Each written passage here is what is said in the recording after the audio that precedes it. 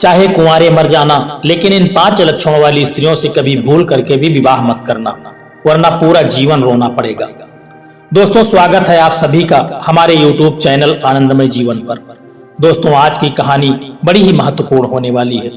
इस कहानी को पूरा सुनना, क्योंकि इस कहानी के माध्यम से आपको जानकारी होने वाली है कि ऐसी कौन सी 5 लक्षणों वाली स्त्रियां हैं जिनसे भूल करके भी विवाह नहीं करना चाहिए। दोस्तों, विवाह एक पवित्र बंधन होता है। यदि इसमें जीवन साथी आपको अच्छा मिल जाए तो आपकी सारी जिंदगी बड़े आराम से और खुशियों से भरी रहेगी। आपके जीवन में नाना प्रकार की सुख सुविधाएं भरी रहेंगी और आपको जीवन को जीने में बड़ा आनंद आएगा। लेकिन वहीं यदि जीवन साथी आपको गड़बड़ मिल गया, खराब मिल गया, तो पूरी जिंदगी आपकी नरक हो जाएगी। सारा जीवन रोना पड़ेगा और पश्चाताप करना पड़ेगा। जिंदगी का एक एक पल एक एक युग की तरह बीतेगा। पूरा जीवन नारकीय और दुखों से भरा हुआ रहेगा। दोस्तों, जीवन में यदि सुखी रहना है तो इन 5 लक्षणों वाली स्त्रियों से भूल करके भी विवाह नहीं करना चाहिए। दोस्तों, इस बात को समझने के लिए हम आपको एक कहानी सुनाते हैं। कहानी को पूरा सुनना और वीडियो के अंत तक हमारे साथ बने रहना। दोस्तों, किसी जंगल में एक तोता और मैना रहते थे। एक दिन तोता मैना से कहने लगा कि हे मैना, आजकल स्त्रियां बड़ी स्वार्थी और मतलबी हो गई हैं। समय इस कदर परिवर्तित हो गया है कि अपने स्वार्थ के लिए स्त्रियां किसी भी हद तक जा सकती हैं। मैना कहने लगी कि आप स्त्री जात की बुराई करते हैं। क्या स्त्रियां ही मतलबी और स्वार्थी होती हैं, पुरुष नहीं होते? मैं आपकी बात से कदापि सहमत नहीं हूँ। तोता कहने लगा कि आप मेरी बात से भले ही न सहमत हो, लेकिन मैना, जब इस कहानी को तुम पूरा सुनोगी तब तुम्हें जरूर विश्वास हो जाएगा कि मैं सही कह रहा हूँ। मैना ने कहा, ठीक है, पहले तुम कहानी सुनाओ तो मैं जानूं कि स्त्रियां कैसे मतलबी और स्वार्थी हैं। तुम्हें इस बात को सिद्ध करना पड़ेगा और इस बात को भी तुम्हें बताना पड़ेगा कि वे कौन सी 5 लक्षणों वाली स्त्रियां हैं जिनसे भूल करके भी पुरुष को विवाह नहीं करना चाहिए। तोता कहने लगा कि किसी गांव में 3 मित्र रहते थे। उन मित्रों में एक राजा का लड़का था जो राजकुमार था, और दूसरा लड़का था साहूकार का, और तीसरा एक बनिए का लड़का था। उन तीनों की आपस में बड़ी मित्रता थी। वे तीनों एक साथ पढ़े लिखे थे और हमेशा साथ में रहते थे। लेकिन उसमें जो बनिया का लड़का था वह बड़ा ही चालाक था। तीनों दोस्त एक दिन बाग में बैठे हुए थे। तभी राजा के लड़के ने कहा कि चलो, हमारी पत्नी जो मायके में इस समय रह रही है उसकी विदाई करके लेकर के आते हैं। हम तीनों साथ में चलेंगे। जब सुबह हुई, अगले दिन तीनों दोस्त साथ में राजा के लड़के के साथ उसकी पत्नी को लेने के लिए चल दिए। कुछ समय के बाद वह लड़की के गांव में पहुंच गए तो राजा के लड़के ने कहा कि तुम लोग जाकर के किसी होटल में रुक जाओ, मैं अपनी ससुराल जाता हूं और कल सुबह पत्नी को लेकर के आऊंगा। यह बोल करके राजा का लड़का अपनी ससुराल चला गया और दोनों दोस्त होटल की तलाश करने के लिए वहां से निकल पड़े। जब वे कुछ दूरी पर पहुंचे तो उन्हें एक पुराना मकान दिखाई दिया। यहाँ खाने की व्यवस्था है, ऐसा सोच करके वे लोग उस मकान के पास पहुंचे। देखा कि वहां एक बूढ़ी औरत पहले से खड़ी थी और वह रो रही थी। उन दोनों ने जब उसके पास पहुंचे तो पूछा कि आप हमें यहाँ रात गुजारने के लिए एक कमरा चाहिए। उस बूढ़ी औरत ने कहा कि यहाँ मत रुको, यह मौत का घर है। तो साहूकार का लड़का अंदर एक खूबसूरत लड़की को उसने देख लिया और वह उस पर मोहित हो गया और उसने बनिए के लड़के से कहा कि हमें इस लड़की से मिलवा दो। बनिए के लड़के ने उस औरत से पूछा कि यह कौन है। उस औरत ने बताया कि यह एक वेश्या है। जो भी व्यक्ति इनके पास जाता है वह जिंदा वापस नहीं आता है। वह एक नागिन है। और वह यह कहकर के वह बुढ़िया वहां से चली गई।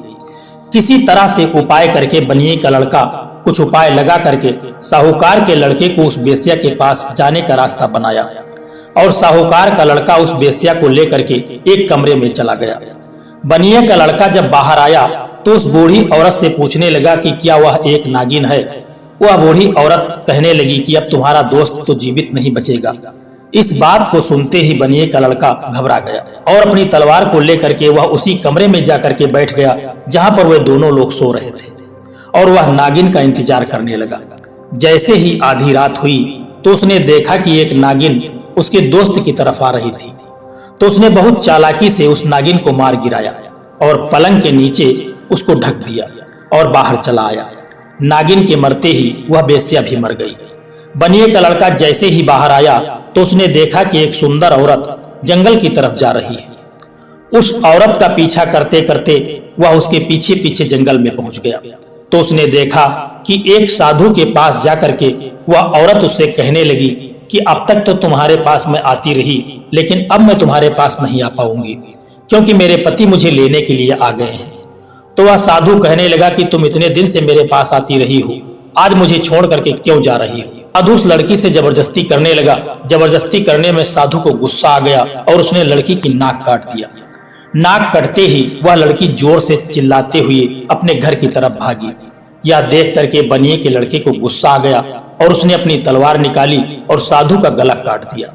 वह लड़की जब घर जा रही थी तो वह सोचने लगी कि अब मैं घर वालों को कैसे बताऊंगी कि मेरी नाक साधु ने काट दी है। कुछ समय सोचने के बाद उसने राजा के लड़के को फंसाने के लिए योजना बना ली और बरामदे में जब वह पहुंची तो जोर जोर से चिल्लाने लगी और सभी लोग जब जग गए तो पूछा कि क्या हुआ, कैसे हुआ। तो उसने कहा कि राजा के लड़के ने उसकी नाक काट दी है।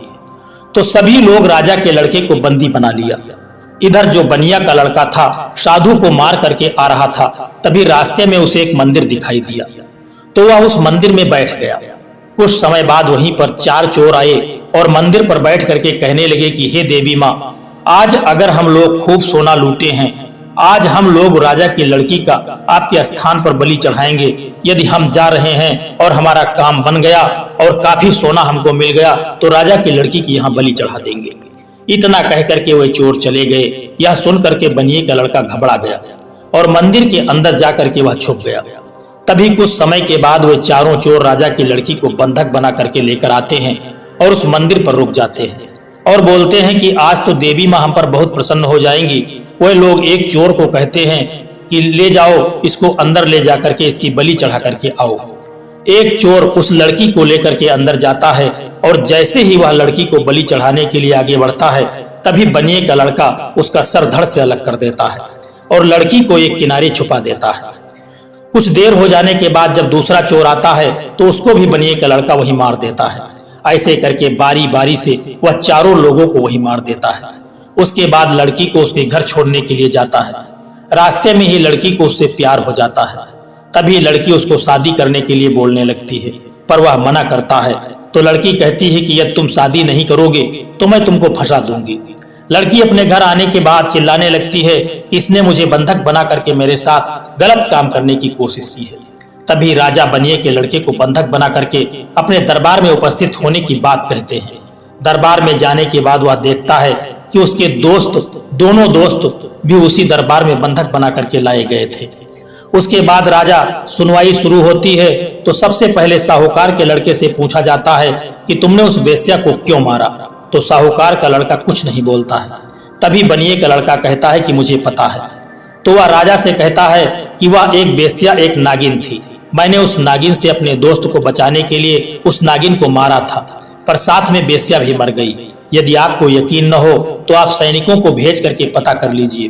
नागिन को पलंग के नीचे ढक करके मैं रख करके आया। सैनिक जाकर के जब पता करते हैं तो यह बात सत्य निकलती है। तो साहूकार के लड़के को छोड़ दिया जाता है। फिर उसके बाद राजा के लड़के को लाया गया और पूछा गया कि तुमने अपनी पत्नी की नाक क्यों काटा। तो वह भी सोच में पड़ गया। तभी बनिए का लड़का बोला कि मैं बताता हूँ, इसकी पत्नी का एक साधु के साथ अवैध संबंध था। मैं रात में उस औरत को जंगल की तरफ जाते हुए जब मैंने देखा तो मैंने उसका पीछा किया और वह औरत साधु से बोल रही थी कि अब मैं तुमसे नहीं मिल पाऊंगी। तो साधु को बात में गुस्सा आ गया और उसने इसकी नाक काट दिया। तो राजा ने कहा कैसे यकीन किया जाए कि बनिए के लड़के ने जो बोला है वह सही बोला है। मैंने उस साधु को मार दिया है। वह बनिए के लड़का कहने लगा, उसकी लाश जंगल में पड़ी है, अपने सैनिकों से पता करवा लीजिए। सैनिक जब पता करके आते हैं तो बात सत्य निकलती है और राजा के लड़के को भी छोड़ दिया जाता है। अंत में बनिए के लड़के की बारी आती है तो राजा पूछता है कि तुमने मेरी बेटी को क्यों छेड़ रहे थे। तो उसने कहा कि आपकी बेटी ने मुझे फंसाया है। मैंने उसे चोरों से बचा करके घर छोड़ने जब मैं आ रहा था तो आपकी बेटी ने मुझसे शादी करने के लिए वह कह रही थी। मैंने जब मना किया इसलिए उन्होंने हमें फंसा दिया। यह सारी बात सुन करके राजा बहुत लज्जित हुआ और बनिए के लड़के को सम्मान पूर्वक वह छोड़ करके वह बाहर चला गया और तीनों दोस्त अपने गांव चले गए। कहानी को सुना करके तोता मैना से कहने लगा कि ऐसी स्त्रियों से जो पुरुष विवाह करेगा क्या उसका जीवन सुखी होगा। ऐसी स्त्रियों का साथ जिस पुरुष को मिल जाएगा उस पुरुष का तो भाग्य ही खराब हो जाएगा। उसको सारा जीवन रोना पड़ेगा और पश्चाताप करना पड़ेगा। आज मैं तुम्हें ऐसी 5 लक्षणों वाली स्त्रियों के बारे में बताऊंगा जिनसे भूल कर भी विवाह नहीं करना चाहिए। पहली, सुंदरता को महत्व न दें और संस्कार को महत्व दें। आमतौर पर पुरुष अपने जीवन साथी का चयन महिला के बुद्धि और संस्कार को देखने के बजाय उसके रूप के आधार पर करते हैं, लेकिन आचार्य चाणक्य ने पुरुषों को उन महिलाओं से शादी नहीं करने की चेतावनी दी है जो केवल सुंदर हैं लेकिन उनमें संस्कार नहीं है। और दूसरी, खराब पारिवारिक पृष्ठभूमि की जो औरतें हैं। चाणक्य नीति में कहा गया है कि लड़की से शादी करने से पहले उसकी पृष्ठभूमि की जांच अवश्य कर लें। अगर किसी लड़की की पारिवारिक पृष्ठभूमि खराब है तो संभावना है कि महिला घर तोड़ने वाली हो सकती है। और तीसरी, असभ्य महिलाओं से हमेशा दूर रहें। अगर कोई महिला असभ्य है तो पुरुष को उससे बिल्कुल भी शादी नहीं करनी चाहिए। आचार्य चाणक्य कहते हैं कि ऐसी महिला अपने पति को जीवन भर परेशान करती है। और चौथी, बुरे स्वभाव वाली जो महिलाएं होती हैं। बुरे स्वभाव वाली महिला अपने स्वभाव के कारण अपने पति के साथ अपने संबंधों को आसानी से नष्ट कर सकती हैं।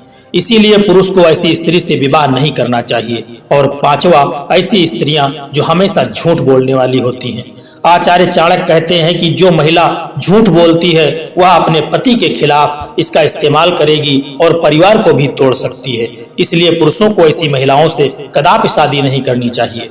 दोस्तों, यह कहानी आपको कैसी लगी है एक प्यारा सा कमेंट करके जरूर बताना। और यदि वीडियो आपको पसंद आया है, अच्छा लगा है तो वीडियो को एक लाइक करके चैनल को सब्सक्राइब करने की भी कृपा कर देना। जय श्री कृष्णा, राधे राधे।